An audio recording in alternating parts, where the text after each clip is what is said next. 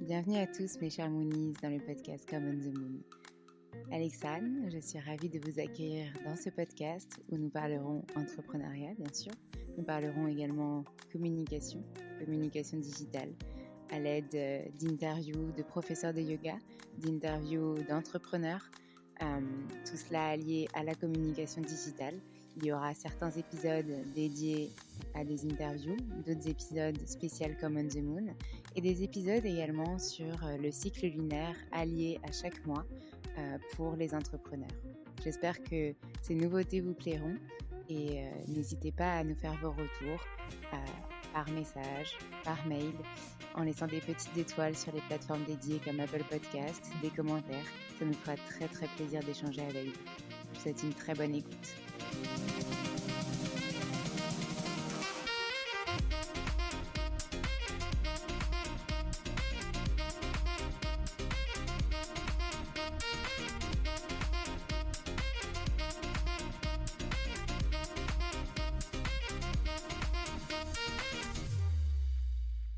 Mais c'est intéressant ce que tu dis parce que tu vois, c'est exactement ça dont je parle quand je parle de vision.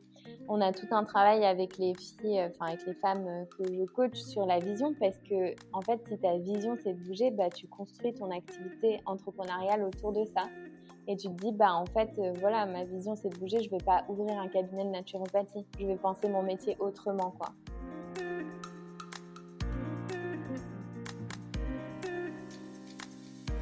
Aujourd'hui, je suis ravie d'accueillir Rebecca pour nous parler de son parcours avec l'entrepreneuriat. Elle nous parle des contraintes qu'elle a rencontrées, de la boîte qu'elle a eu dû fermer, mais de ses différentes activités qu'elle a lancées. Aujourd'hui, elle a sa 3e expérience entrepreneuriale et elle est épanouie. Elle nous parle aussi de ses expériences en tant que digital nomade car elle adore voyager et que ce statut lui permet justement de réaliser à la fois ses rêves et à la fois ses voyages. Elle vous en parle beaucoup mieux que moi, c'est une très bonne écoute.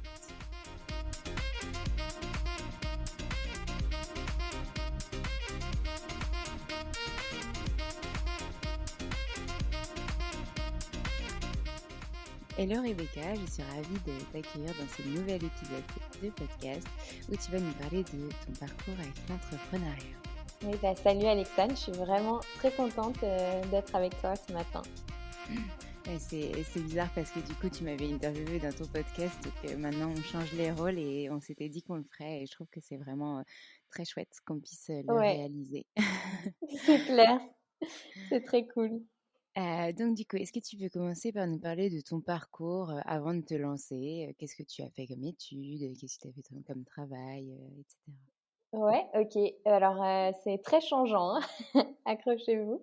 Du coup, moi, j'ai grandi en région parisienne, j'ai passé un bac littéraire et ensuite, j'ai décidé de partir à Londres parce que je voulais préparer le concours Sciences Po et j'étais très, très nulle en anglais. Sauf que à Londres, en y arrivant, je me suis inscrite finalement à la fac là-bas et j'ai passé un bachelor en commerce à Londres. Ensuite, je suis rentrée faire mon master en France, à Paris, et j'étais en alternance pour une agence de communication éditoriale à ce moment-là. Et quand l'agence de communication éditoriale, donc à la fin de mon master, j'ai été embauchée. Et ils ont voulu ouvrir une filiale en Angleterre. Donc du coup, j'ai été envoyée de retour à Londres pour ouvrir la filiale anglaise de cette agence de com. Et j'y suis restée quelques temps. Et en parallèle de ce travail, j'avais rejoint des cours du soir au collège de naturopathie à Londres. Donc voilà, je suivais des cours du soir en naturopathie, donc juste pour moi en fait. Et qu'est-ce qui s'est passé après? Eh bien, j'ai démissionné de cette agence. Et puis j'ai rejoint un groupe que je déteste maintenant, mais à cette époque c'était un petit peu ma volonté. J'ai travaillé pour Amazon, donc au service marketing pour une nouvelle filiale qui s'ouvrait, un nouveau projet qui s'ouvrait donc autour de la mode. Donc ils créaient leur propre marque de mode, etc.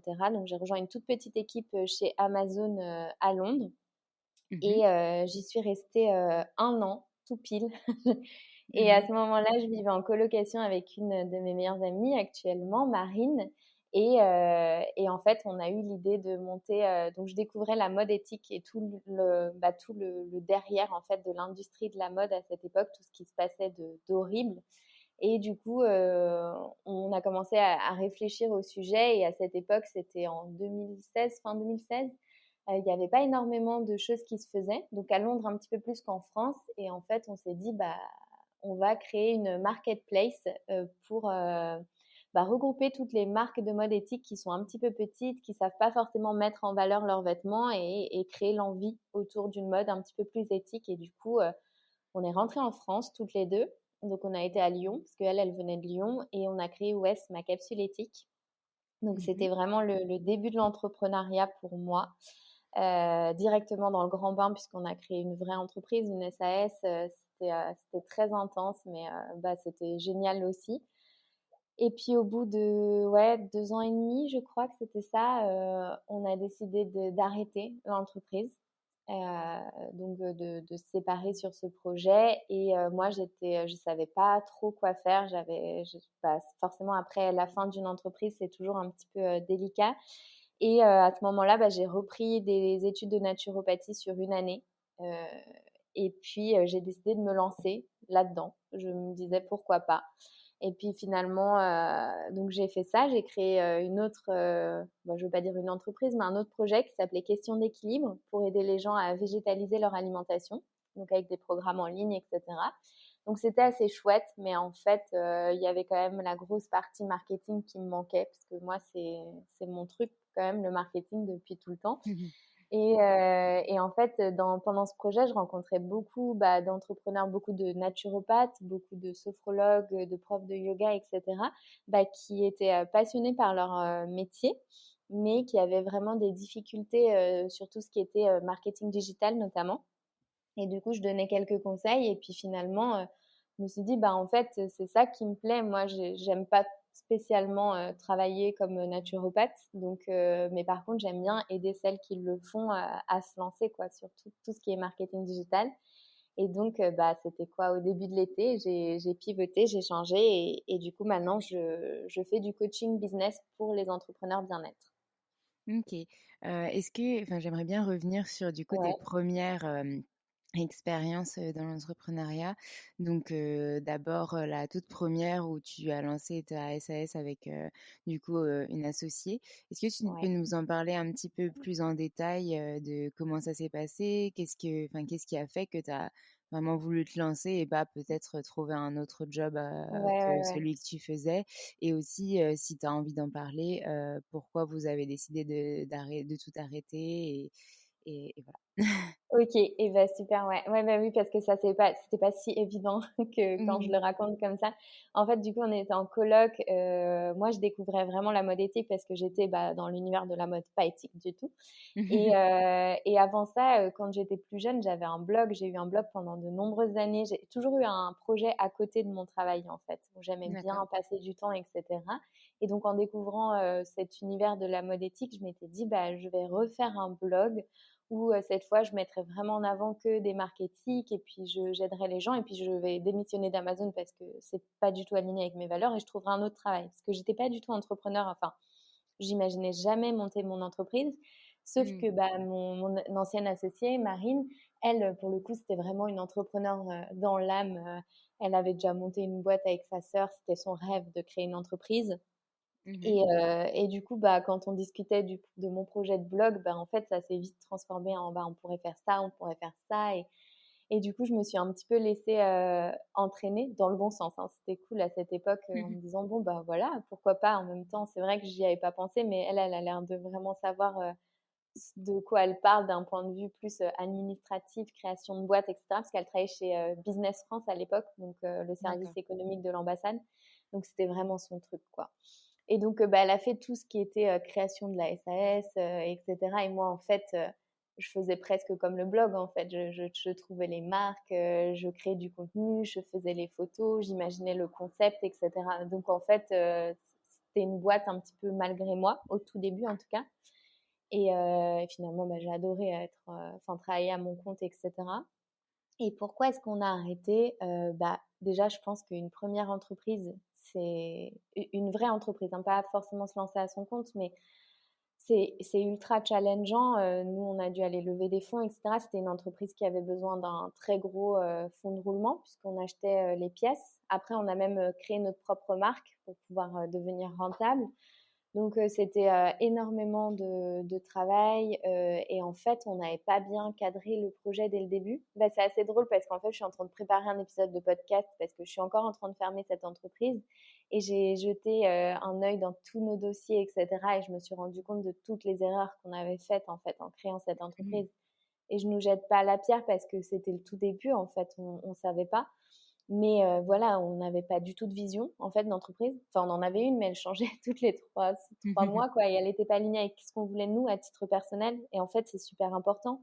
Donc, tu avances, mais toujours, enfin, sans vraiment voir plus loin. Et je trouve que la vision, c'est ce qui te permet de tenir aussi dans les moments plus difficiles, parce que l'entrepreneuriat, c'est des montagnes russes quoi. Et puis, bah, on s'est vraiment brûlé par les deux bouts, quoi. On prenait pas de temps perso, on prenait pas de vacances, on prenait pas de week-end. Moi, j'ai vraiment fait un burn-out à un moment donné et enfin, j'arrivais plus, quoi. Et elle Mmh. non plus. Et du coup, voilà, on a décidé d'arrêter l'aventure. OK. C'est intéressant ce que tu dis parce que, effectivement, en tant qu'entrepreneur, on a des montagnes russes tous les jours Mm. effectivement et je pense que tu as raison dans le fait qu'il faut vraiment se sentir aligné complètement quand on crée une boîte, pour pouvoir la faire évoluer comme on l'entend, comme on le souhaite, heu et heu et parfois c'est difficile, surtout au début, de se dire, bah, est-ce que ça correspond vraiment à ce que je veux alors qu'on Ouais, a vraiment envie de développer la boîte, donc finalement on est prêt à accepter un petit peu tout et n'importe exactement. quoi. Ouais, Mais c'est important de le cadrer dès le départ, comme tu dis, pour justement pas se retrouver à faire l'opposé de ce qu'on avait prévu au ouais, départ. Et encore plus quand on a un associé, parce qu'on est tous dans le monde, toutes les personnes sont différentes, donc elles fonctionnent différemment. Et c'est très bien parce que ça challenge, ça permet d'avoir d'autres idées, ça permet effectivement de confronter ses idées, d'avoir une expertise différente qui se complète, etc. Mais c'est aussi important que les deux associés soient aussi alignés entre eux sur cette même vision ouais. pour faire évoluer l'entreprise ensemble. Et donc j'ai l'impression que c'était pas votre cas. Enfin, vous étiez alignés, enfin ensemble, il n'y avait pas de problème, vous étiez en accord. Enfin, je sais pas si ça s'est Ouais, bien fini ou pas, mais j'ai l'impression, en tout cas, dans ce que tu dis, que voilà, vous étiez quand même en accord, mais que ce qui allait pas, c'était que vraiment vous aviez pas forcément de vision sur l'avenir. Vous faisiez un peu au jour le jour, et donc mm. du coup, surtout sur une boîte où tu dois prévoir des stocks, etc. C'est compliqué parce qu'il faut quand même toujours anticiper, quoi. Ouais, ouais, ouais, c'est clair. Et je parlais même de la vision globale de ta vie, en fait. Hmm. Notre entreprise, du coup, ouais, eh ben, on l'imaginait pas du tout pareil dans 5 ans, quoi. Ah oui, Et en fait, d'accord. on s'était jamais posé la question. Enfin, tu te poses la question parce que tu remplis plein de documents pour faire des levées de fonds, des choses comme ça. Donc, tu l'écris, mais en fait, c'est des fausses visions. C'est pas, je me pose, moi, Hmm. Rebecca, où est-ce que je me vois dans 5 ans? Toi, Marine, où est-ce que tu te vois dans 5 ans, quoi. Et en fait, quand tu te réalises que bah, c'était pas du tout le même endroit où on voyait l'entreprise, bah, ça fait un sacré coup, quoi. Hmm, hmm. Oui, clairement, c'est pas, Ouais, c'est pas possible de continuer non, si vous avez pas la même envie aussi pour le futur. Hmm, ouais, hmm. complètement. Et du coup, ça m'amène du coup à la suite. Donc, tu as quand même voulu rester entrepreneur après. Tu as lancé d'autres projets. Euh, Tu nous as expliqué que voilà, tu t'es dit j'aimerais me lancer dans la naturopathie, mais est-ce que tu t'es posé vraiment la question c'est ça que j'ai envie de faire, ou est-ce que tu l'as fait parce que voilà, tu avais arrêté ta boîte et que tu t'es dit bah, c'est un sujet qui m'intéresse, on verra où ça me mène. Ouais, bah, en fait, je pense que je me suis lancée beaucoup trop tôt parce que en fait, quand même arrêter son entreprise, c'était un sacré, ben, j'étais vraiment un petit peu au fond du seau à ce moment-là et l'idée de retourner en entreprise, enfin, vraiment, ça me donnait des sueurs froides. Je sais pas, je pense que j'avais complètement diabolisé ça, de mon Mhm. expérience chez Amazon avant et du coup, ça m'angoissait de façon pas possible et j'avais l'impression que du coup, j'avais envie de rejeter en masse tout ce côté, ce que je faisais avant en marketing, communication, et de partir Mmh. sur quelque chose qui nécessitait pas forcément d'être tout le temps en ligne. Bon, en fait, ça le nécessitait aussi, mais bon, dans mon enfin, j'avais vraiment idéalisé un petit peu le métier de naturopathe parce que j'avais eu un coup de cœur à ce moment-là quand je faisais mes cours du soir à Londres. Voilà, j'avais trouvé ça génial. C'était un petit peu ma soupape de décompression du travail, etc. Donc voilà, je l'avais quand même vachement idéalisé. Et donc, à un moment donné, je me suis quand même posé la question de quoi faire. J'ai accepté quelques petites missions de freelance en marketing parce qu'il fallait bien payer quand même Mmh. enfin, fallait bien gagner de l'argent. Et j'osais pas trop me relancer dans. C'était quand même un peu une reconversion en fait de me relancer dans la naturopathie.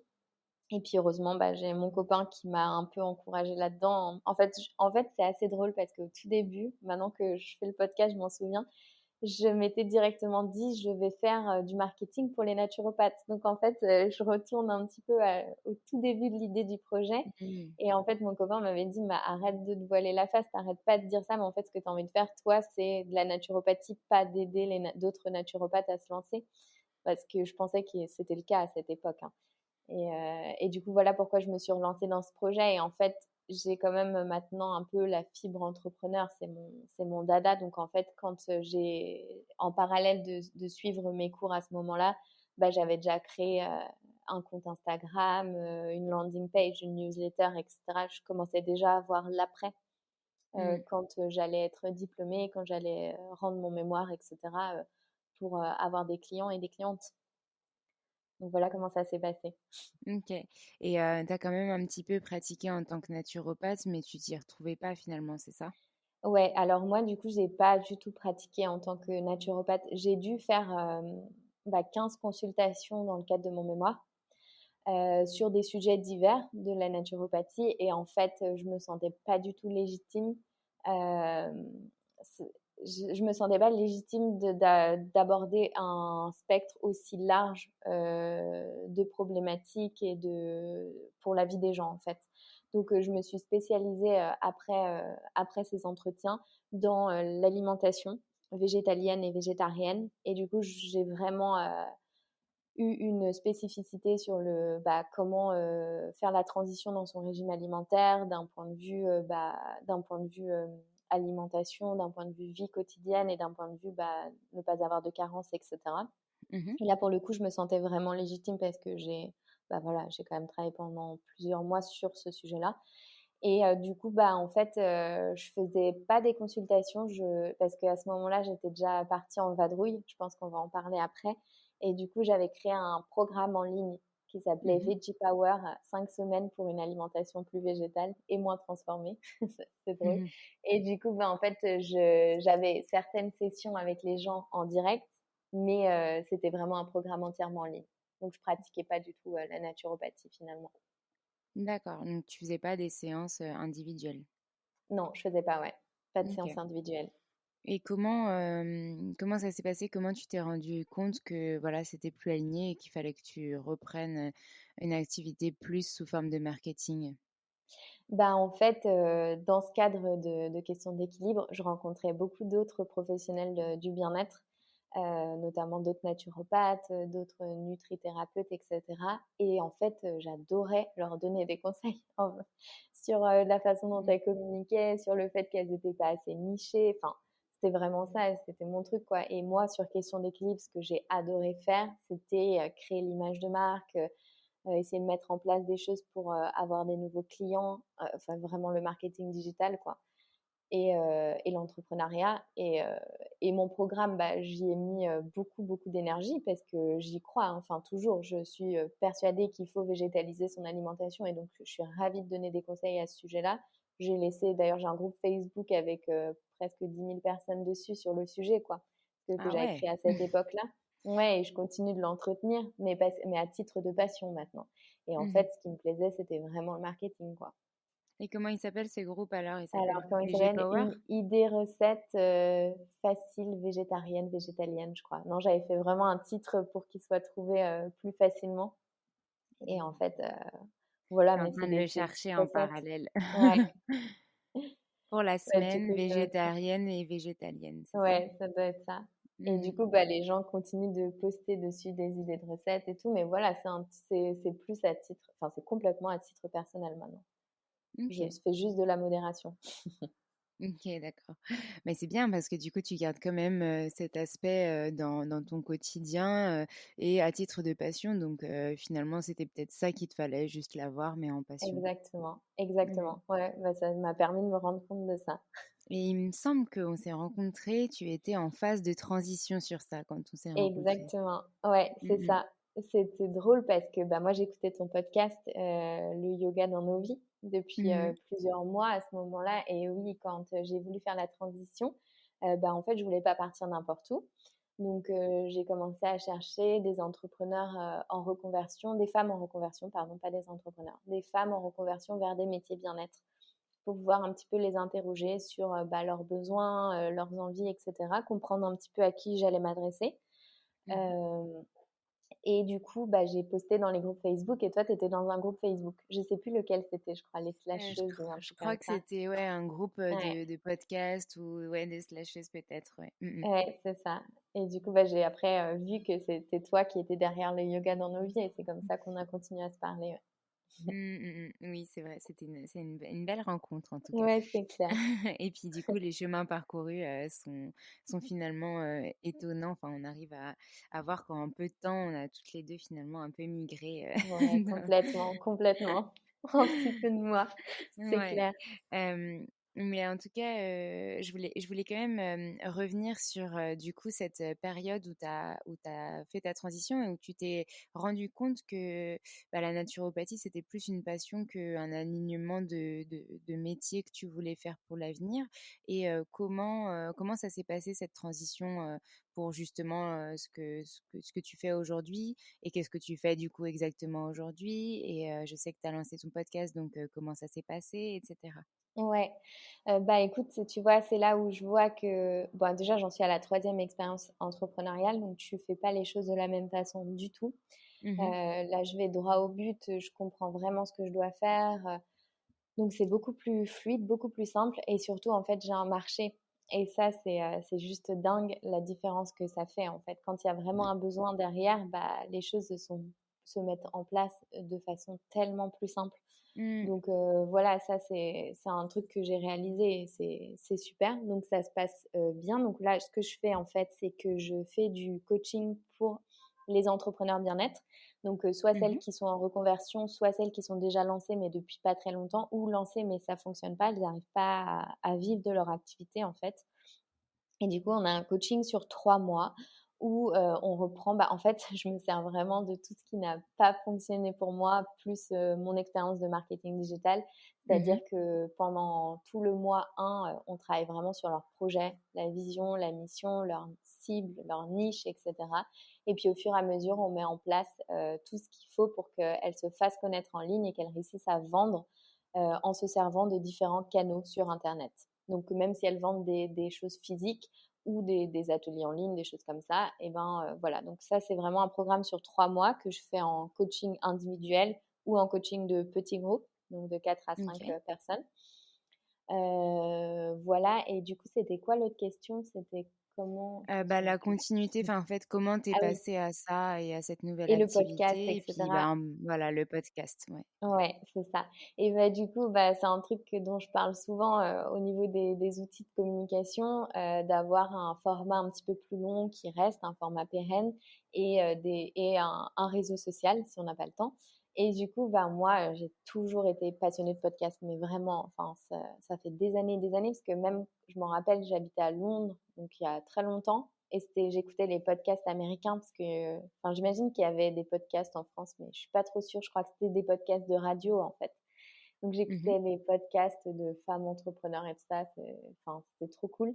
Et du coup, je m'étais toujours dit, ah, j'ai tellement, tellement envie de lancer un podcast et je trouvais jamais, c'est quand même du boulot. C'est pas à toi que je dis ça, t'en as deux, mais c'est quand même Mmh. énormément de boulot, un podcast.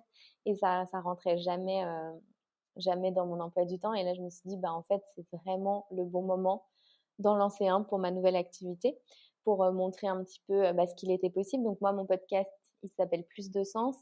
Et il y a 2 formats dessus. J'interviewe des entrepreneurs bien-être sur des sujets super variés pour un petit peu en apprendre plus sur leur vie d'entrepreneur bien-être, comment elles se sont lancées, etc.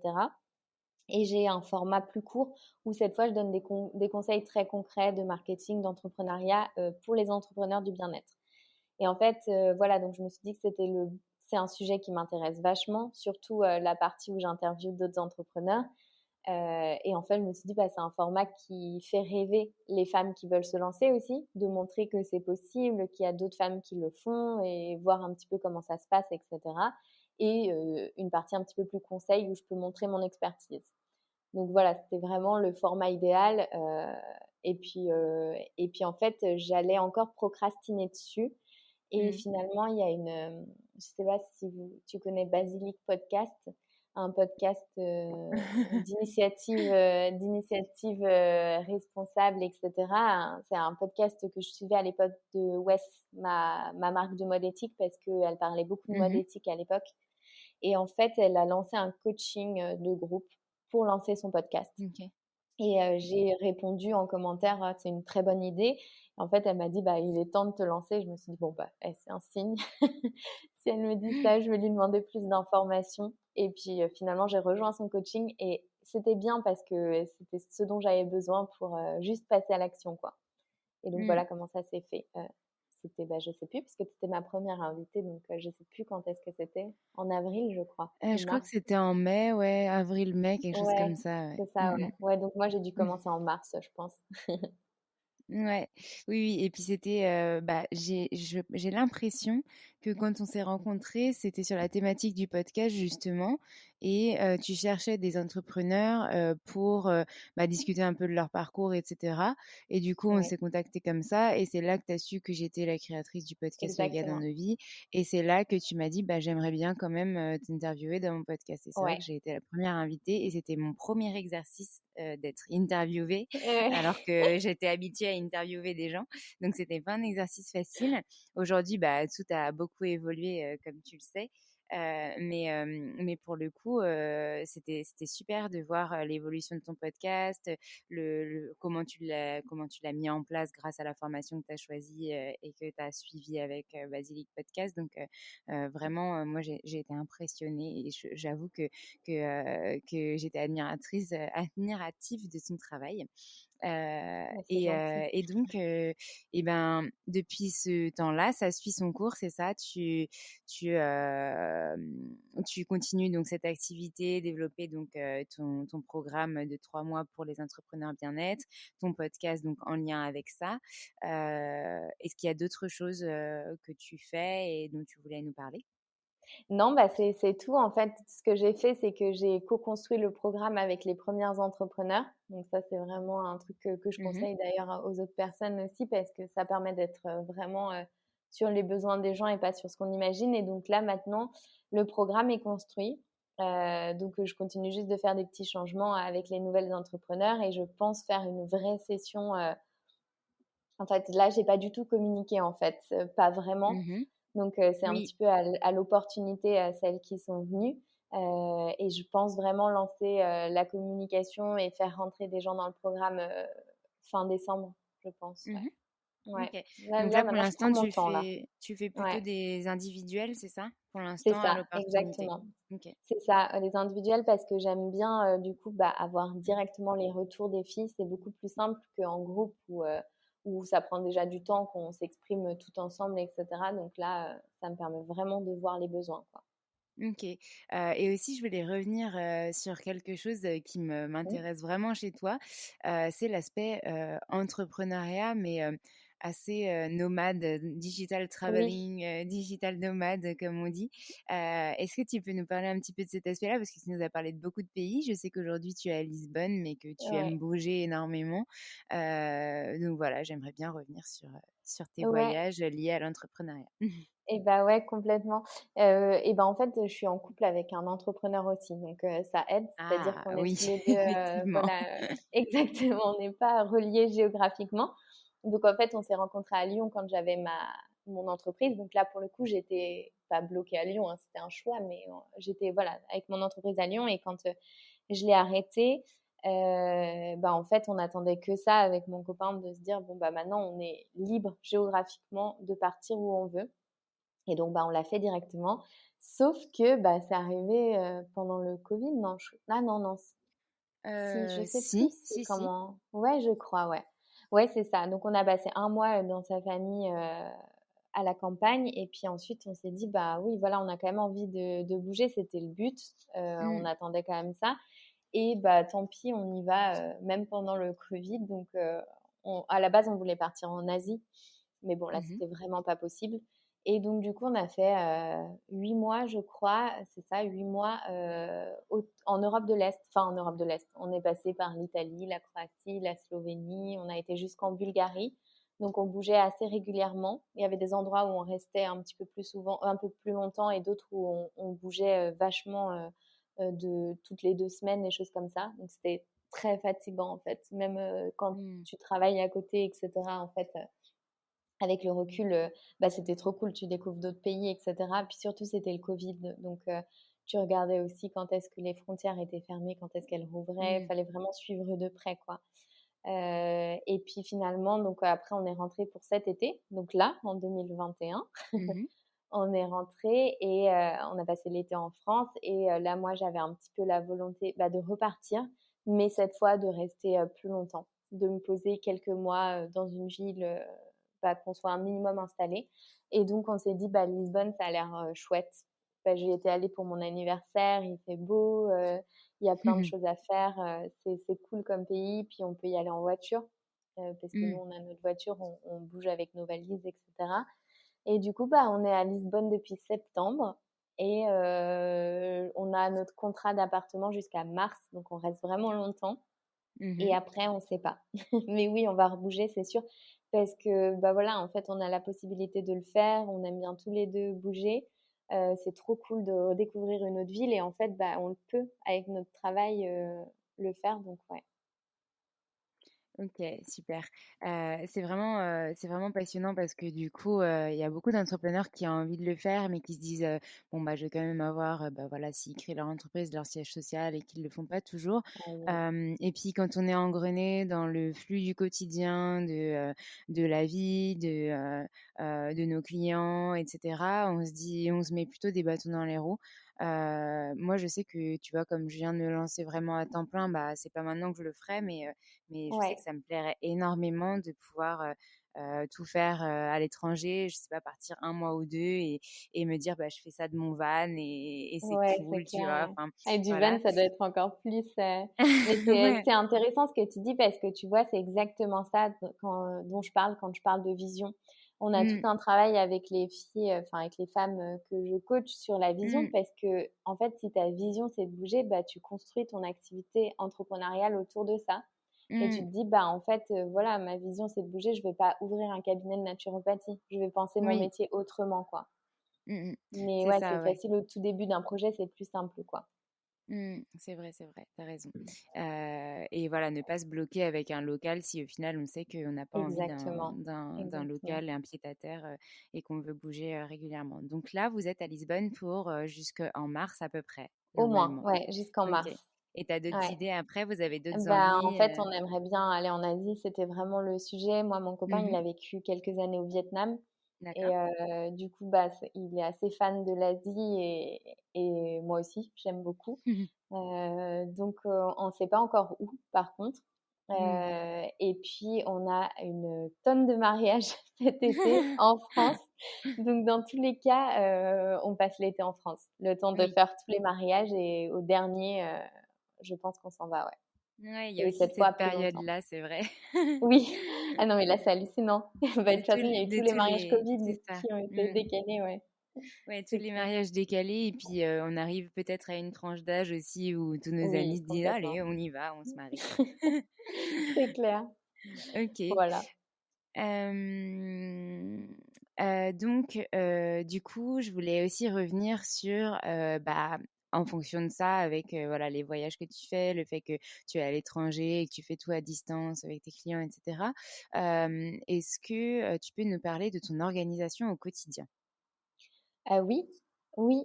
Alors, du coup, c'est intéressant parce que j'ai changé mon organisation il y a un mois parce que j'avais l'impression de me noyer un petit peu, sous les choses à faire parce que j'avais accepté une mission de consulting aussi avant de lancer mon projet en Mmh. freelance que j'ai gardé du coup parce que bah, ça me plaît. Enfin, du coup, je travaille pour une association qui promeut le Made in France. Donc Mmh. voilà, c'est quand même cool. Donc j'avais cette partie-là. Et puis je sais pas si tu te souviens, c'était toi qui m'en avais parlé aussi. Au tout début, je me lançais et je me disais, bah, je veux pas avoir d'apport d'argent directement, Mmh. de faire Open Classroom et de devenir mentor. Mmh. Sauf Oui, je me que du souviens. coup, j'ai 5 étudiants qui sont arrivés et j'ose pas enfin, je pense qu'au bout d'un moment, je vais devoir, bah, les orienter vers un autre mentor, mais en fait, j'aime trop les suivre sur Bah ils ont oui. tellement évolué que c'est cool et que ça me donne un peu l'impression de les laisser tomber. Sauf que, bah, voilà, ça fait quand même, bah, quelques temps dans la semaine où c'est bloqué sur d'autres choses que mon projet, quoi. Et donc, Mmh. j'arrivais pas trop à m'en sortir. Ouais, tu voulais me dire quelque chose, Mais Alexandre? j'allais dire, au final, c'est pas incompatible, en tout cas, avec le fait de voyager puisque Ah tout est à non, non, non, non, distance. non, non, OK. non. Ouais, non, non, Oui. mais du coup, en fait, ce que je voulais dire, c'est que mon organisation, elle a bougé parce que j'étais trop, bah, j'étais pas assez organisée, je pense. Et en fait, j'ai commencé les plages horaires, là, le truc Oui. que je voyais partout, et ça fonctionne trop Le bien. batching, de plage horaire. Exactement, exactement. Donc ça, c'est mon organisation, c'est-à-dire que j'ai une journée qui est dédiée au contenu, où Mmh. j'écris mes épisodes de podcast solo, où je fais mes posts Instagram, parce que j'ai aussi laissé tomber vachement Instagram. Au début, je faisais des posts un peu informatifs, Mmh. où vraiment je parlais de marketing, etc. Et c'est vrai que bah, ça prend du temps de faire ce type de post, des infographies Mmh et mh. tout. Donc j'avais un petit peu laissé tomber. Donc là, j'ai un calendrier éditorial rempli jusqu'en décembre, donc c'est cool. Donc j'ai vraiment maintenant j'ai une plage de contenu, une plage podcast, une plage d'interview, un endroit pour les rendez-vous. Et en fait, tout est super organisé dans mon agenda.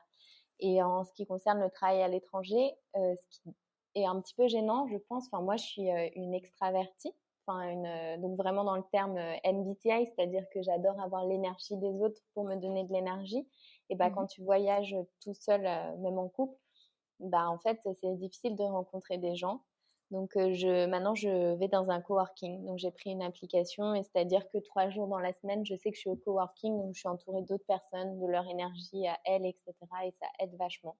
Super, c'est Et ouais, hyper intéressant que tu en parles parce que, je ouais. le dis souvent, aux étudiants, à qui je donne des cours dans les écoles et tout, parce que je donne un cours Mmh mh. pour devenir freelance et je leur dis, en fait, pour rencontrer des gens parce qu'il y a beaucoup d'entrepreneurs qui se sentent seuls, et qui ont peur de pas forcément rencontrer d'autres gens, et aussi, pour développer finalement son business parce que tu en parles, Ouais, un ouais, tel, connaît un tel, donc il va te donner le contact, donc enfin voilà, il y a peut-être des potentiels apporteurs d'affaires, des choses comme ça. Et je trouve que l'espace de coworking est vraiment bien quand justement on est entrepreneur un peu solo dans son business et qu'on a mmh vraiment mh. envie de s'ouvrir à d'autres. Il y a aussi le fait de pouvoir travailler avec d'autres agences, etc. Surtout en marketing, Ouais, qui peut vraiment faire exploser et puis aussi te faire rencontrer d'autres personnes, te faire grandir dans ton évolution, dans ton business. Donc c'est vraiment cool que tu en aies parlé et surtout que, ben, que tu te sois mis cette opportunité de travailler 3 jours par semaine dans un espace de coworking parce que c'est quand même déjà de un, c'est un coût et je ouais, sais pas combien ça coûte à Lisbonne, mais en tout cas, enfin voilà, c'est quand même un coût à la base. Et en plus, enfin, c'est bien parce que c'est quand même 3 jours, donc 3 jours dans la semaine, ça te permet de rencontrer quand même beaucoup de personnes à mon avis. Et ouais. puis de pas être seule, je sais pas comment ça se passe, mais du coup, tu une table, assignée où tu te mets un peu où tu veux? Tu as déjà rencontré des personnes? Comment ça se passe? Bah, en fait, j'ai pris une application qui s'appelle Get Croissant, Mmh. qui te permet de tester plusieurs coworking. Au début, j'allais en prendre un que j'avais trouvé sur internet où je me disais les gens ont l'air cool, mais en fait, t'en sais rien, c'est juste sur les photos. Et Mmh. donc, quand j'ai pris la décision d'aller travailler dans un coworking, j'ai pris cette application et j'ai commencé à tester plusieurs endroits OK. jusqu'à un petit peu trouver celui qui me convient. Et en fait, j'en ai trouvé un la semaine dernière qui me convient D'accord. vraiment. Donc, j'ai pas encore rencontré de personne. J'ai pas de table attitrée, mais tu peux bouger. Il y a tout un espace avec les gens qui travaillent et en fait, tu peux t'asseoir où tu veux quand tu arrives le matin.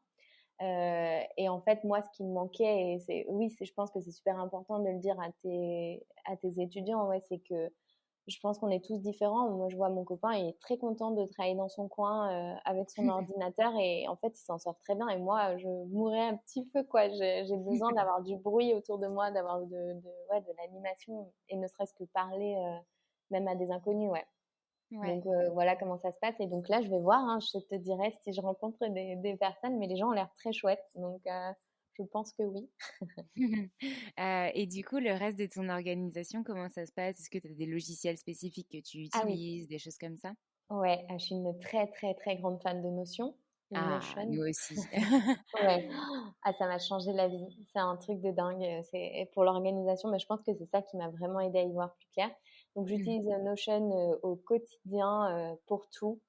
J'ai mes objectifs, donc je fais des objectifs trimestriels Mmh. et du coup, ils sont reliés avec le pouvoir de la base de données directement à ma page d'accueil le matin quand j'arrive sur Notion. J'ai ma to-do list qui s'affiche. Je fixe 3 objectifs pour la semaine Mmh. que j'ai écrit du coup dans ma page d'accueil. Donc j'utilise voilà Notion. Après, qu'est-ce que j'utilise d'autre? J'utilise System.io pour ma Mmh. newsletter. OK. J'utilise WordPress pour mon site que je suis en train de refaire là. OK. Ocha pour le podcast. Du coup, ça me OK. permet de mettre mon épisode et il est diffusé directement sur toutes les plateformes d'écoute. Et je crois que c'est tout, hein. Bah, C'est c'est déjà déjà pas pas mal. mal. Ouais, ouais, c'est clair. OK. Mais ouais. Non, mais super, ça donne un peu quelques idées aussi, de logiciels qu'on peut utiliser pour les Oui, différentes, oui, oui. activités. Ah mais si, en plus, j'oublie un super important, Ah! j'utilise Canva. Ah bah oui. Ah oui, ça, c'est vraiment cool pour toutes celles tous ceux qui se lancent, c'est trop bien. C'est clair. Bah, surtout quand, on n'est pas forcément issu d'un monde de Ah oui, oui. communication et qu'on n'a pas forcément de base en graphisme, franchement, c'est ce Ah, logiciel c'est est trop génial. bien. Mes Ouais, étudiants, ils me disent: «Mais, vous faites, vos PowerPoint sur Canva, pourtant vous ouais. êtes de la com». Je dis: «Bah oui, c'est beaucoup plus simple, je vais pas me faire chier à faire Ah un bah, c'est PowerPoint où clair, ce sera beaucoup moins joli». Alors que sur Canva, on peut avoir des choses quand même vachement attrayantes et cetera et ça dynamise, vraiment la complètement. chose et puis après tu peux créer des dossiers, par thématique ou potentiellement par client ou autre. Donc, non, Oui, c'est et puis vraiment, c'est pas ta valeur génial. ajoutée de faire du graphisme, en fait. Ta valeur, c'est de mettre les bonnes informations dans le PowerPoint, donc Oui, c'est c'est ça ça. qui est cool, ouais. Exactement et puis après tu peux l'adapter à ta charte, à son identité, Complètement, rajouter les logos donc enfin franchement, tu peux quand même le personnaliser vraiment à ta complètement. sauce, mais ça apporte une bonne base pour ceux qui ont à la base pas forcément une base en graphisme justement. Je me suis répétée 3 fois dans la même phrase mais c'est voilà. C'est clair. Mais en tout cas, ouais, je valide, tous tes logiciels, parce que j'en utilise la plupart aussi. Ouais, ouais, ouais, je vois bien. Hem Du coup, tout à l'heure, tu avais abordé aussi la notion de contraintes, de petites galères que tu avais rencontrées, dans ton entrepreneuriat, notamment, bah, lorsque tu as été confrontée à cette problématique d'alignement dans ta première boîte. Est-ce que, tu peux nous parler, voilà, de quelques enfin, nous donner des exemples, de quelques problématiques que tu as rencontrées et comment tu as trouvé la solution, enfin, comment tu as solutionné, le problème?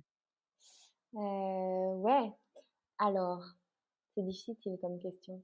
Mmh. La problématique de vision, je l'ai solutionnée en arrêtant l'entreprise. Oui, ça, c'était vraiment une très, très grosse problématique, donc forcément, ça nécessite un changement drastique. Mmh.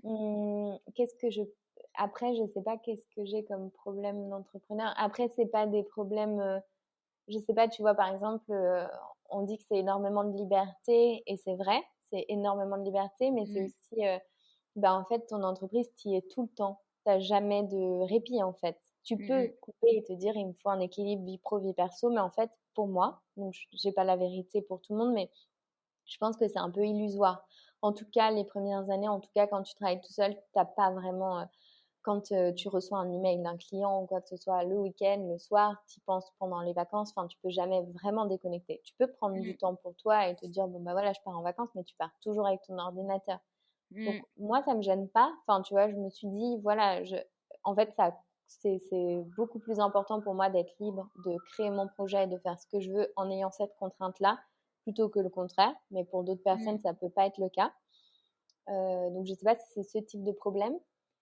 Si, si, si, Ouais, OK. ça en fait partie. Enfin, c'est vraiment Ouais, toi personnellement ce que tu rencontres et du coup, effectivement, toi, ça fonctionne de prendre ton ordi aussi parce que ton copain est dans la même, oui, oui, dans la même, vision donc je suppose que lui aussi, il a son ordi et si jamais il a besoin de oui, bosser, bah, voilà, vous prenez des plages. Mais pour, des personnes qui ont un conjoint qui, qui n'est fait pas pas du ça, ouais. tout un ou une Ouais, conjointe, qui n'est pas du tout, entrepreneur, ça peut être parfois, difficile, complètement. de comprendre en fait, Mmh. que, bah, finalement ça peut ne pas jamais s'arrêter en fait. Après, c'est à nous Ouais, aussi de trouver un équilibre bien sûr, mais au début, ouais, c'est quand ouais. même difficile, quoi. Non, mais je suis trop d'accord et d'ailleurs, j'en parlais avec mon copain il y a pas longtemps de ça et je me disais: «On a vraiment beaucoup de chance» parce que c'est vrai que c'est un mode de vie à part, Mmh que mh. tu dois comprendre que, bah, en fait, quand tu es entrepreneur, c'est juste, ouais, ça fait partie de ta vie au même titre que tout le enfin, plus que tout le reste, quoi. J'ai pas envie de le comparer à Mmh. un bébé. Au début, je faisais ça avec mon entreprise, c'est pas vrai, hein. Je pense que Mmh. c'est pas du tout la même chose, mais voilà, c'est vraiment, tu tout le temps dans ta tête, tout le temps dans ton cerveau. Et après, Mmh. l'autre, problématique que je vois et qui est aussi importante, c'est qu'il y a personne, pour te t'orienter, en fait. Il y a personne pour Mmh. te dire si ce que tu fais, c'est bien, c'est mal, est-ce que tu vas dans la bonne direction? Tu es tout le temps face à toi-même et du coup, c'est facile de douter et de se Mmh. remettre en question tout le temps, et ça, c'est difficile. Ça, je pense que c'est vraiment un travail, bah, d'ailleurs, je pense que c'est un travail qu'il faut faire, avec un coach, d'ailleurs, au début, Mmh. si jamais on a tendance à faire ça, parce que ça peut nous faire perdre énormément de temps, ça peut nous faire douter, ça peut vraiment nous faire remettre en question, entièrement un projet. Il y a vraiment ça et puis après que tu es partout quand tu as ton entreprise, même si tu es prof de yoga, hein, en fait, hein, parce que, bah, d'ailleurs, c'est vraiment ce que je prêche. Je viens d'écrire un post Instagram là-dessus, c'est que quand tu es à ton compte, même si tu es prof de yoga, même si tu es sophrologue ou quoi que ce soit, tu es avant tout un entrepreneur ou une entrepreneuse, en fait. Et du coup, Mmh. bah, c'est autant ton métier de donner des cours, des séances, des coachings, etc., que de t'occuper de ta communication, de ton marketing, de ta Bah, oui, vente et de ton administratif. Et ça, je pense que plus vite tu es OK avec ça, et mieux ce sera pour toi, en fait, que de se dire, mmh, «Waouh, ça me saoule de passer du temps sur Instagram», mais en fait, c'est aussi ton travail, quoi. Ou sur un c'est autre ça. réseau, hein. Mais Oui et voilà. puis c'est pas que de la com, c'est-à-dire, tu dois faire ta comptabilité, tu dois Mmh. faire, Mmh mh. ton site internet, tu dois faire, bah, ton métier pour lequel tu es expert, mais tu dois faire tout ce qui est à Exactement, côté à gérer finalement l'administratif et exactement. cetera, pour lequel à la base tu es pas forcément formé et c'est pour ça qu'on Mmh. parle aussi beaucoup de véritables couteaux suisses pour un entrepreneur. Exactement. Ouais, c'est ça et c'est vrai, tu le OK. ressens. Il y a des trucs plus Heu chouettes que d'autres. Ouais, c'est sûr. Mais bon, après, il faut, voilà, toujours peser le pour et le contre, trouver le juste équilibre. Il n'y a pas de noir ou blanc. Euh, Exactement. mais c'est vrai que c'est intéressant de voir comment chacun peut trouver des solutions à ces problématiques-là. Ouais, J'avais une autre question par rapport, bon, tu en as déjà donné des tonnes et des tonnes pendant cet épisode, mais est-ce que tu pourrais nous faire un petit résumé de 3 conseils ou un peu plus, hein, si tu as envie, ouais, ou un peu moins, bien sûr, que tu donnerais à des entrepreneurs qui aimeraient se lancer, mais qui rencontreraient, voilà, des peurs, des freins, etc. ouais. Alors déjà, le côté vision, j'arrête pas de le répéter, mais pour moi, c'est super important de Ouais. poser sa vision, de se dire: «Qu'est-ce que je veux de ma vie pour ma vie?» sans parler de cette entreprise et ensuite comment elle s'ancre dans cette vie que je veux me créer. Déjà, ça te donne un petit coup de boost, ça enlève pas les peurs, mais au moins ça te booste. Mmh. Ensuite, c'est de vraiment, vraiment, vraiment connaître ta cible, ta niche. Qu'est-ce que Mmh. tu as à vendre à qui et pourquoi ça a un intérêt pour cette personne et pas qu'est-ce que j'ai envie de vendre. Parce que là, en fait, c'est tout droit voué à l'échec. Mmh. Pour l'avoir fait, c'est vraiment, vraiment ça. C'est pas qu'est-ce que tu veux toi, c'est qu'est-ce que tu apportes à d'autres personnes. Mmh. Après En la restant peur, bah, en fait, aligné avec, avec ta en vision. restant, Oui, oui, voilà. oui. Mmh mh. Complètement, En lien avec ta vision. complètement. Exactement. Mais au moins, tu t'adresses à un vrai problème de marché, quoi. Et au bout Mmh d'un mh. moment, c'est ça aussi. Et puis voilà, de ce qu'on disait, la communication, bah, moi, après, je parle beaucoup aux entrepreneurs bien-être, mais c'est pas quelque chose de négatif, en fait. C'est ce que Mmh. tu en fais toi. Et de toute façon, tu as pas le choix. Enfin, tu peux pas jouer contre les règles de Instagram, de Facebook, de LinkedIn. Enfin, au bout d'un moment, Oui. c'est eux qui vont gagner. C'est triste à dire, c'est pas forcément positif, mais c'est comme ça, en fait. Donc Mmh voilà, mh si mh. jamais, fais plutôt de ta communication à une amie et parle avec, ce que authenticité et ce que tu as envie de dire, mais fais-le, quoi. Et la peur, après, je pense que c'est très positif. Si jamais tu n'as pas peur en te lançant dans ton projet, c'est qu'il y a quelque chose qui cloche. Je pense qu'il Mm. faut avoir un petit peu de peur, mais de toute façon, c'est que quand tu sors un peu, enfin, quand tu affrontes un minimum ta peur, que tu grandis aussi et qu'il se passe des choses cool. Mm, mm, mm. Donc voilà. Ok, donc Un si on doit des petits résumer, on a conseils. vision, donc peur Marcher. et marcher. Ouais, Marcher en lien avec exactement. sa vision. C'est ça. Super. Est-ce que tu aurais un dernier petit message à nous transmettre? Je sais pas, peut-être une dédicace, des remerciements, une citation, enfin ce que tu veux pour clôturer cet épisode en beauté. Ah oui, déjà, je te remercie toi, Alexandre, de me donner l'occasion de parler sur ton podcast. Et je remercie tout le monde, tout l'environnement que je rencontre en ligne, c'est trop cool. Et puis sinon, il faudrait que j'ai un petit mantra, quelque chose comme ça, mais c'est vrai que là, j'ai rien qui me vient. Ça C'est va pas être grave. nul. Mais ouais, non, c'est juste, ouais, merci pour ce temps passé, c'était très cool. C'est toujours cool de revenir un petit peu sur son en fait, on n'a jamais l'occasion de Mm, de retirer le fil, donc c'est chouette de pouvoir le faire. ouais. Et peut-être, je sais pas, quelque chose qui te fait vraiment vibrer dans l'entrepreneuriat? Ah, moi, ce qui me fait vraiment vibrer, c'est créer mon projet. En fait, d'avoir la créativité, pas la créativité au sens création, mais juste de pouvoir imaginer ce que tu as envie de construire et d'avoir tout dépend de toi, en fait, de construire tout ce projet. Ça, c'est vraiment ce Mmh. que j'adore. La liberté totale de faire ça.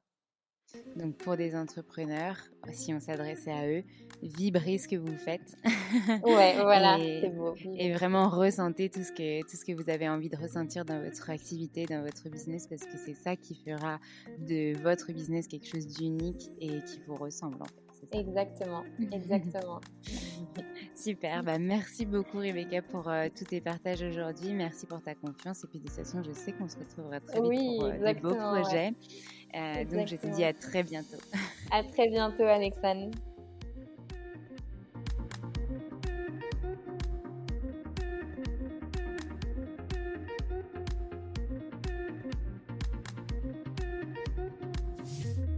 Merci à tous d'avoir écouté cet épisode. J'espère qu'il vous a plu et si c'est le cas, n'hésitez pas à nous laisser des commentaires et petites étoiles sur Apple Podcast. Vous pouvez aussi nous envoyer des messages en privé. Ça nous fera très plaisir.